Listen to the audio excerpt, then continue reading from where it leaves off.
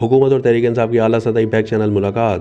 P T I کو سیاسی space چاہیے تو فوج سے محاذ آرائی روکنا ہوگی، ورنہ مشکلات کے سوا کچھ نہیں ملے گا۔ سینئر صحافی انصار عباسی کی خصوصی رپورٹ کے مطابق حکومت اور پی ٹی آئی کے نمائندوں کے درمیان ایک اعلیٰ سطح کا بیک چینل رابطہ ہوا ہے۔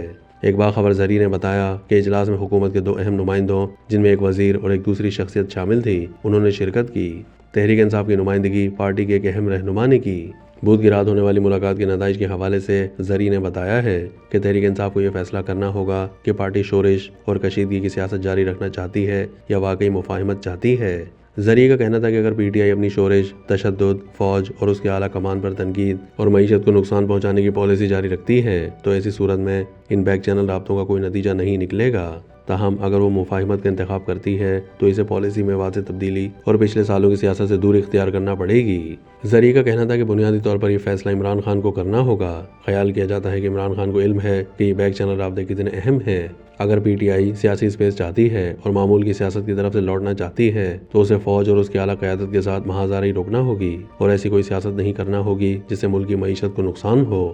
ذریعے کے مطابق ان بیک چینل مذاکرات کا مستقبل اور ان کی کامیابی کا انحصار پی ٹی آئی کی جانب سے اعتماد سازی کی ضروری اقدامات پر ہے۔ پچھلے 2.5 سال کی پالیسی سے علیحدگی کے واضح آثار پی ٹی آئی کو بہت ضروری سیاسی اسپیس حاصل کرنے میں مدد کریں گے۔ اعتماد سازی کے جن اقدامات کی ضرورت ہے وہ پورا کرنے کی صورت میں تحریک انصاف کو بھی بہتر تبدیلی نظر آئے گی۔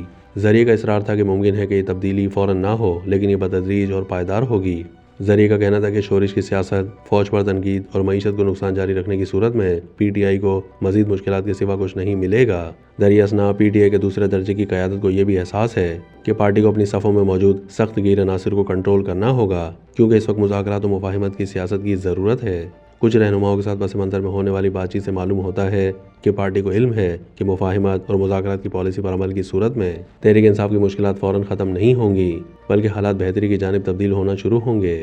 پارٹی کے کئی رہنما متفق ہیں کہ فوج پر تنقید اور معیشت کو نقصان پہنچانے سے پارٹی یا اس کے بانی چیئرمین عمران خان کو کوئی فائدہ نہیں ہوگا۔ پارٹی کی جانب سے گلوکار سلمان احمد کو تحریک انصاف سے نکالے جانے کا حوالہ دیتے ہوئے ان میں سے ایک رہنما نے کہا کہ ایسے تمام عناصر کو پارٹی سے نکال دینا چاہیے۔ سخت گیر عناصر نے پارٹی ہائی جیک کر کے اسے محاذ آرائی کی ڈگر پر ڈال دیا تھا۔